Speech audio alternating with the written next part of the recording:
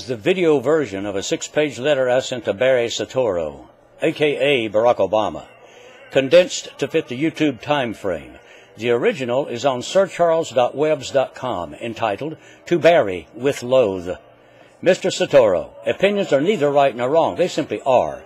These are my based-on-fact opinions and grave concerns about the future of our country, about your presidency, your questionable patriotism, national dedication, and moral character. I've not addressed your undocumented clandestine academic records and unverifiable hearsay-only personal history. That's Donald Trump's job. Before you flunked out of Occidental, your friend Regina told you that you always think everything's about you. Well, Bear, this is all about you. Enjoy. The following is an abbreviated sampling of your many hollow, unintended-for-delivery campaign promises. Transparency will be the touchstone of this presidency. No more secrecy. It will be impossible for anyone to slip pork barrel projects into law when no one's looking, and the public will have 5 days to look online, and all of this will be on C-SPAN. I will cut tens of billions of dollars from wasteful spending. Under my plan, no family making less than $250,000 a year will see any form of tax increase. Well, your pie-in-the-sky commitments triggered my if it sounds too good to be true detector, but the one that totally audio impaired me was your irrational, my friends, we live in the greatest nation in the history of the world. I hope you'll join with me as we change it. That's almost as moronic as Nancy Pelosi's. We have to pass the health care plan to find out what's in it. You belittled the Bible. With which passage of Scripture should guide our public policy? We could go with Deuteronomy, which suggests stoning your child if he strays from the faith. Or should we just stick to the Sermon on the Mount, a passage that's so critical that it's doubtful our own Defense Department could survive its application? Folks haven't been reading their Bible. Chuckle, chuckle. Well, your words out of context attempt to make a laughingstock of that great book is extremely offensive to most Americans, Christians or not. If you had read the Bible, you would know that Deuteronomy 5 gave us the 10 Commandments. And religious scholars agree that the Sermon on the Mount is the most spiritually inspiring words ever uttered by Jesus Christ or any other religious leader. In explaining your difficulty with winning over the working class voters, you said, well, they do cling to their guns of religion. Well, your sarcastic statement is offensive. Nonetheless, it's true. I do cling to my handgun in my religion. I will protect my life, my wife, my children, and my property as any patriotic, real American man should do. And I will pray as I want, when I want, and where I want. Your anti-Christian sarcasm is a testimony to your so-called spiritual mentor and racist personal friend, the not-so-reverent goddamn America Jeremiah Wright, who preaches the teaching of Dr. James H. Cone, which states, black theology refuses to accept a God who is not identified totally with the goals of the black community. If God is not for us and against white people, then he's a murderer, and we had better kill him. I'd pay a huge fortune for a ringside seat at that confrontation. In 1952, President Truman declared that one day a year should be set aside as a National Day of Prayer. And in 88, President Reagan designated the first Thursday in May of each year as that day. In June of 07, you declared that the USA is no longer a Christian nation. And your dedication to that is evidenced by your cancellation of the 21st National Day of Prayer ceremony at the White House under the ruse of not wanting to offend anyone. Well, anyone is obviously Muslim, because on September 25, 09, from 4 a.m. until 7 p.m., a National Day of Prayer for the Muslim religion was held on Capitol Hill right beside the White House and attended by over 50,000 Muslims with whom you socialized and prayed. Well, your father was a Muslim from Kenya, and for 2 years you attended a Muslim school in Jakarta, Indonesia. You stated during a campaign interview, you're right, John McCain hasn't talked about my Muslim faith. During Ramadan, you took off your watch and your wedding band, which your spokesman said was out for repair. Ah, the dreaded malfunctioning wedding band. I hate it when that happens. Good Muslims wear no jewelry during the 9th month of the Islamic calendar, and you vacationed in Hawaii during the Christmas season to avoid that celebration.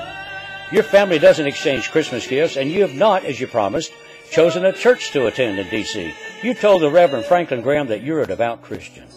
Barry, actions are revealing, lip service is deceiving. There are many, many ways to take God's name in vain. You best beware. For over 20 years, you've surrounded yourself with America-hating communists and socialist radicals.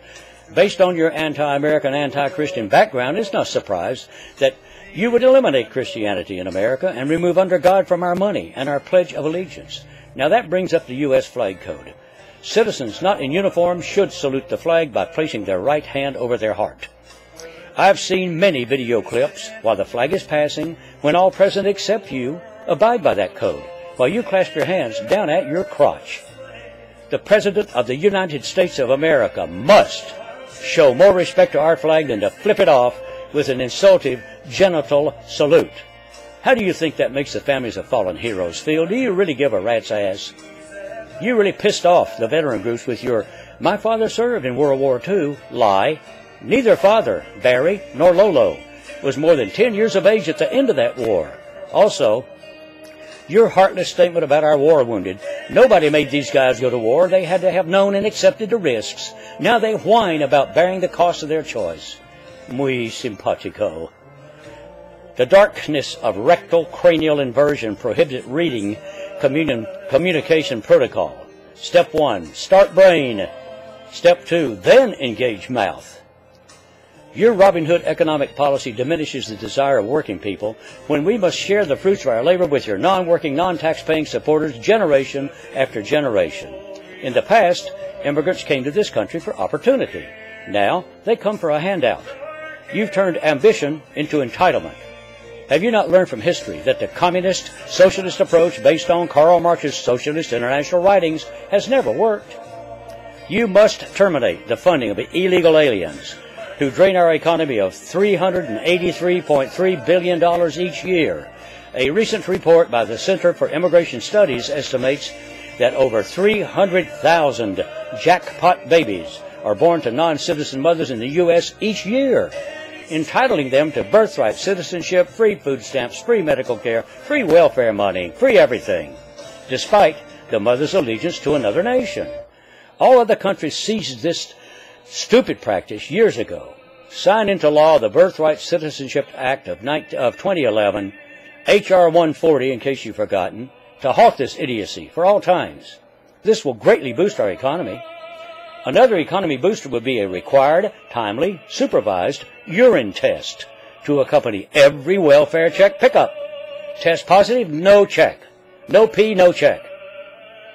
Stop the Arabs from picking our collective pockets by drilling for oil within our own 50 states. Now, that's not the 57 you visited during your campaign. The few adaptable animals that would easily relocate don't vote.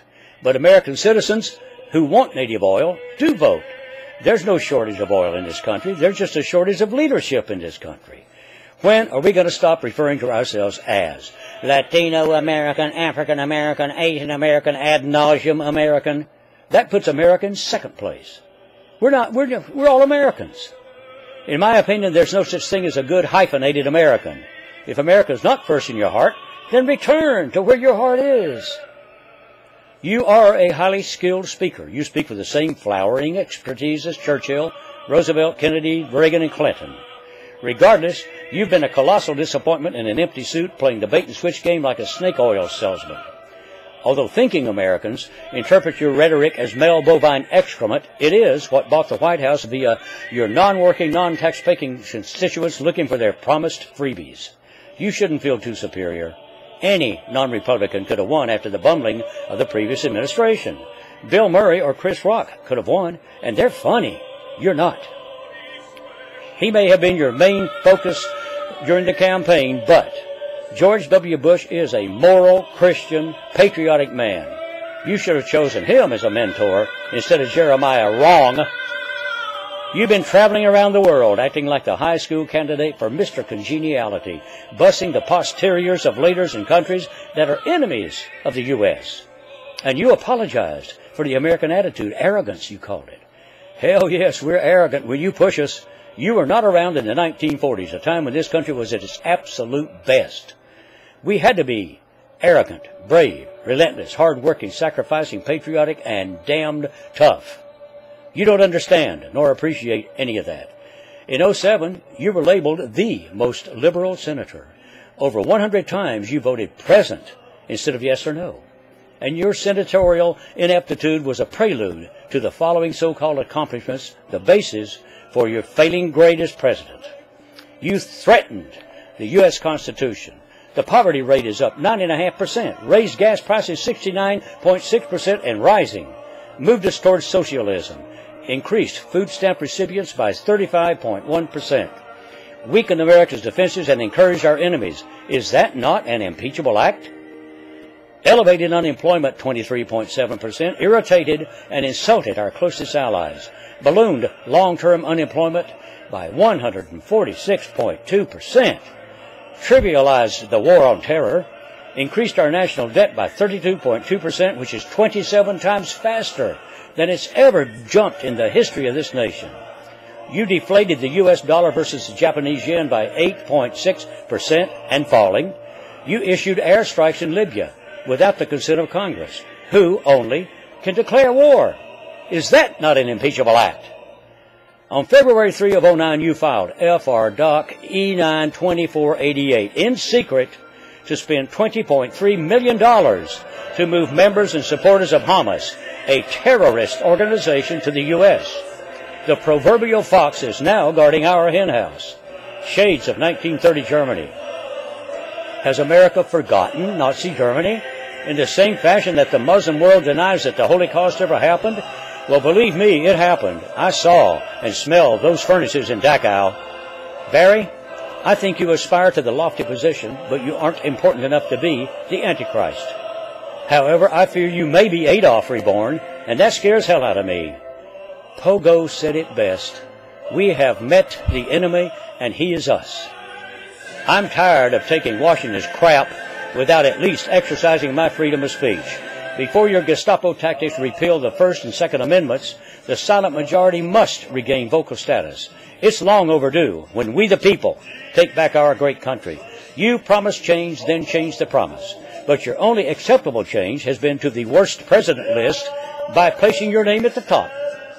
In spite of that dubious honor, you're running for re-election. So we've got a lame duck president for the rest of your term. Well, in actuality, that's the lesser of two evils. I believe that all you're about is re-election, so you can feed your power and control mania. Case in point, Obamacare. Your designed-to-fail program is not about health care. It's all about power and control of the American public, with the exception, of course, of House and Senate members. Having read Dreams from My Father and The Audacity of Hope, which reveal the quicksand personality of a chameleon, you also fail moral character. I opine that you are a self-absorbed, sarcastic racist, hypocritical pro-abortion narcissist, arrogant, truth-impaired socialist, paranoid, psychopathic communist, dogmatic, anti-senior citizen phony, insipid Muslim egomaniac. Any hardcore egotist such as you should have announced that I or we killed the 9/11 bastard bin Laden. Instead, you gave all the credit to the U.S., covering your backside and not wanting to offend anyone again. It appears that you and Michelle's previous boss, your Iranian friend and closest advisor, Valerie Jarrett, got outmaneuvered by Leon Panetta. Some viewers will not understand that statement, but you do, Barry. By their own definition, all non-Muslims are infidels. Therefore, you're the Muslim president of an infidel country, and ne'er the twain shall meet. You've disgraced this great country and turned it into the laughingstock of the world. Listen to what our next-door neighbor, the Canadian press, says about your so-called leadership. Obama has tried to play Lincoln, Reagan, JFK, and FDR, but in the end, he can only play himself, a shallow, manipulative, and egotistical amateur, in over his head and trying to drag the country down with him. As president, your performance is unacceptable, as are your lack of character, patriotism, nationalism, and your cry of racism each time anyone disagrees with you. All this, sitting in the most powerful seat on earth, totally scares hell out of me. You're president of the United States of America. It's a tough job, but somebody has to do it. So man up, grow a pair, and do your job, which is to preserve, protect, and defend the Constitution of the United States. In the immortal words, slightly garbled by George Bush and slightly edited by me, screw us once, it's your fault. Screw us twice, it's our fault. America, wake up! Your ever-faithful, God-fearing, Bible-thumping, pistol-packing, patriotic, natural-born American citizen, Earl Green. In the words of Tiny Tim in A Christmas Carol, God bless us, everyone. And may God bless America.